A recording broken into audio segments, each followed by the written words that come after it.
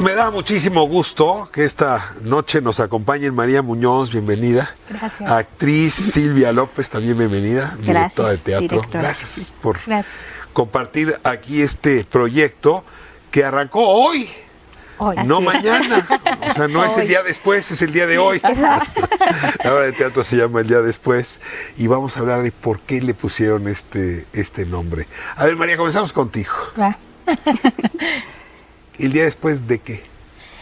El día después del funeral, el día después de una pérdida, el día después, y como lo decimos en la obra, el día después que duele y el día después en que nos damos cuenta de lo que ha sucedido, ¿no?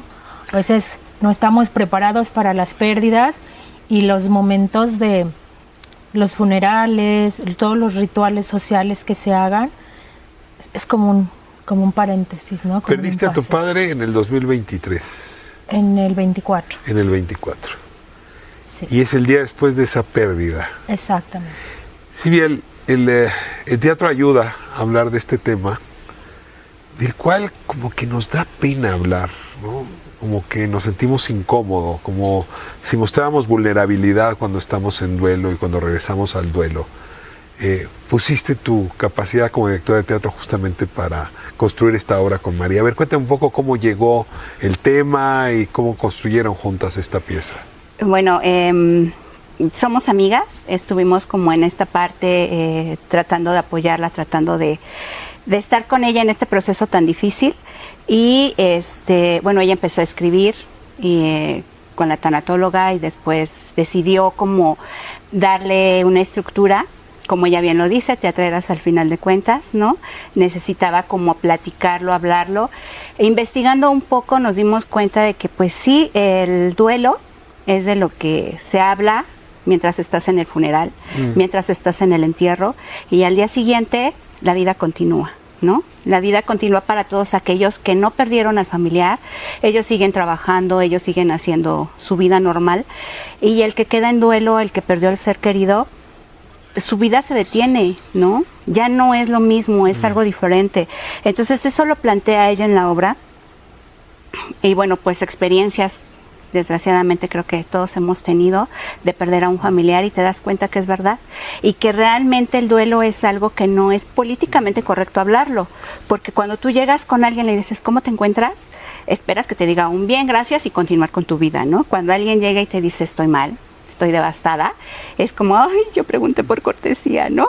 Entonces esa parte es la que nos llama la atención, el darnos cuenta de que la gente realmente cuando después de que pasa el día después del funeral es cuando comienza realmente a vivirse el duelo, ¿no? Ahora, el duelo, María, déjame aquí compartir con ustedes una convicción de cada quien es como una huella dactilar, ninguno se parece a otro. No. Y unas cosas de las cosas que a mí me han sucedido también con la pérdida de mis padres es que te empiezan a hablar de tu duelo, pero muy pronto empiezan a hablar del suyo. Y te sientes como que tu dolor se hace chiquitito, porque entonces ya lo importante es justamente ese pésame que no habla de tu dolor, sino de algo que se parece porque alguien más vivió algo. ¿Cómo lidias con esta idea de tu duelo, volverlo una experiencia que puede ser interesante para otras personas? Bueno, yo creo que estuvimos haciendo un trabajo de estar viendo con personas que están viviendo el duelo en este momento y hubo muchas coincidencias, ¿no? Coincidíamos mucho a veces en esto me molesta, esto a mí también. Y entonces eran características que solo encontrábamos en las personas que estábamos viviendo el duelo en ese momento. ¿Por ejemplo? Por ejemplo, a lo mejor decir frases que se acercan a ti y decir no llores, ¿no? No lo dejas ir o no lo dejas descansar. Qué cómodo es, ¿no? Sí, claro. Pero o sea, ya guárdate tu dolor, porque si no, no se va a ir, va a andar aquí rondando la pobre persona. Pues... Claro, ¿no? Y entonces de repente decíamos, todos los que estábamos viviendo el duelo lo entendemos, pero los que están afuera, o sea, los que en este momento no lo han vivido o no están en ese duelo, lo minimizan o no lo entienden, ¿no? Pues no lo pueden cargar. Claro, o sea, y de repente es muy incómodo para el otro ver el llanto del otro, ¿no? Por eso no llores. Digo, ¿cómo? O sea, ¿cómo me piden eso? ¿Quién eres ¿no? tú para decirme? Exactamente. Y en ese sentido, un especialista, un tanatólogo, se vuelve clave. Y lo que me llamó mucho la atención de la pieza es que subieron al tanatólogo a escenario. Sí. Cuenta un poco eso, Silvia. Son dos personajes, ¿no? Es un monólogo, está el tanatólogo, o ponemos la silueta del tanatólogo. La silueta del tanatólogo. Y luego los fantasmas, ¿no? Las emociones. A ver, cuéntame cómo está esa representación. Sí, lo que pasa es que la idea inicial era un monólogo, ¿no? Quisiéramos un monólogo, pero nos dimos cuenta precisamente de la importancia que hay del tanatólogo, de buscar ayuda de la salud mental, ¿no? Y cuando hablamos de salud mental, creo que se habla de todo menos del duelo, ¿no? Bueno, no encontramos algo así. Salud mental, duelo, busca un tanatólogo, ¿no? Entonces, no lo puse en escena, porque a final de cuentas estamos hablando del mundo de la persona que está pasando por esto. Todo su dolor, todo lo que tiene, todo lo que conlleva. Entonces yo decía, ¿cómo metemos esta ayuda? Y primero habíamos dicho, bueno, que se oiga una voz por ahí, ¿no? Pero dijimos, no, sí tiene que entrar porque es alguien importante, pero no está dentro de este mundo. Al final de cuentas es una herramienta que está afuera, que tú buscas para sentirte mejor, para poder salir de lo que sientes. Entonces vamos a representarlo con una silueta, ¿no? ¿Y el títere? El teatro, la compañía en la que estamos, que se llama Yutlani Teatro, todo lo trabajamos con títeres, ¿no? Todos hacemos títeres. Yo decía, tiene que haber títeres. ¿Y el títere qué papel juega? Y aquí, el teatro de sombras, elegí el teatro de sombras porque es todo lo que está en la cabeza, todo lo que está en su mundo. Querer gritar, querer negarme a lo que está pasando, es todo lo que está dentro de la cabeza de uno, que a final de cuentas cuando tú sales ante la sociedad, no lo ves, ¿no? Tú ves a la persona que se pone una máscara, de hecho también eso lo tratamos, se pone una máscara sonriente para poder trabajar, para poder llegar a dejar a los hijos a la escuela, tienes máscaras, ¿no?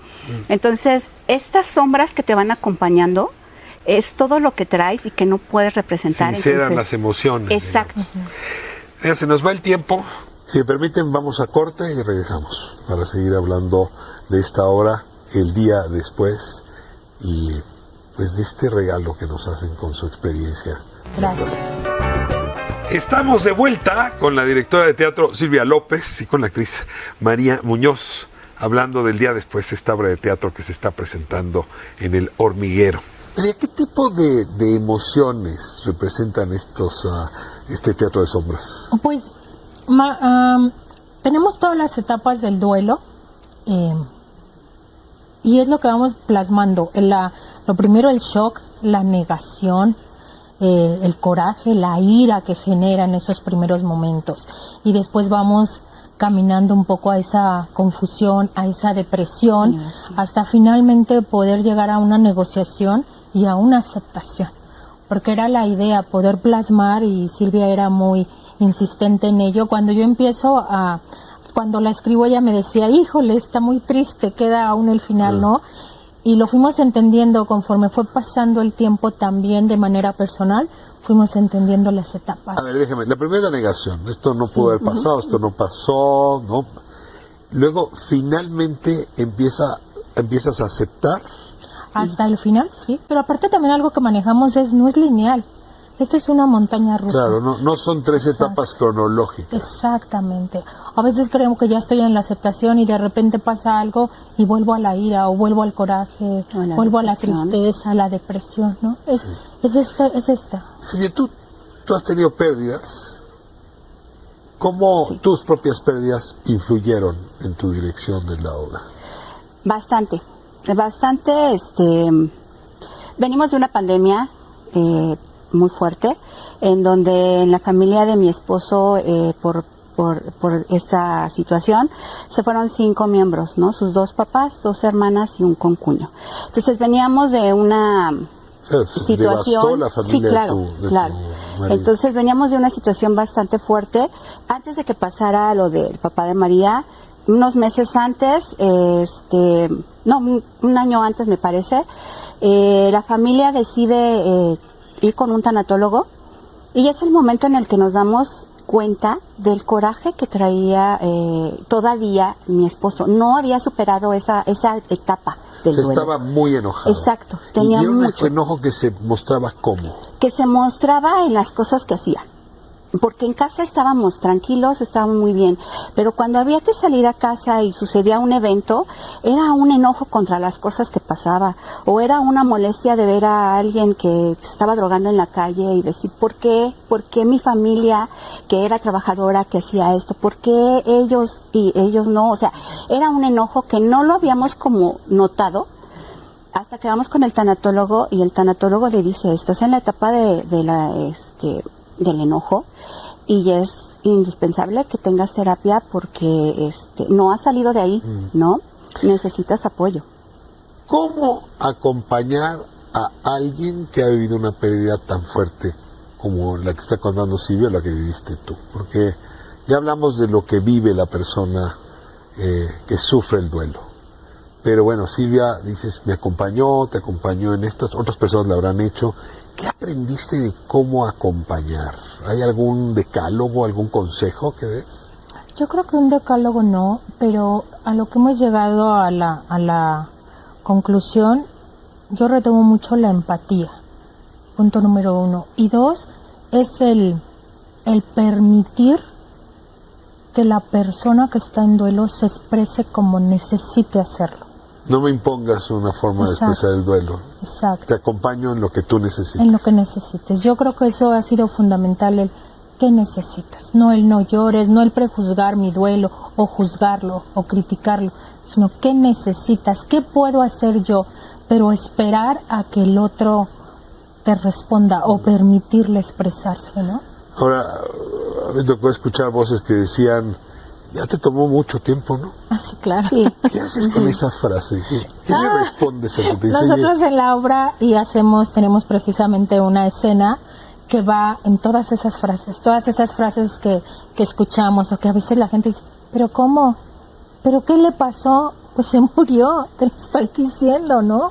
O, pero era tan bueno, ¿y qué quiere decir que los malos no mueren? O ¿qué pasa? Todas esas frases, en un principio yo las escuchaba y me molestaban mucho, me daba muchísimo coraje. A un año de esto, también entiendo de dónde pueden venir, porque no solo vienen de personas desconocidas, a veces vienen de familiares muy cercanos, y donde también hay esa relación fraterna o de amor, ¿no? Y aún así, es decir, entiendo desde dónde vienes y sé que no quieres molestarme, pero no sabes acercarte, eso también es real. Última pregunta. El duelo es acordarse y que te duela, pero cuando pasa el duelo te acuerdas y te da gusto, te da alegría. ¿Cuál es ese momento en que los recuerdos se vuelven parte gozosa y ya no solo dolor? Yo creo que es una parte que lo trabajábamos con la tanatóloga y en la obra, y es la resignificación. La resignificación de la vida de la persona que partió. Cuando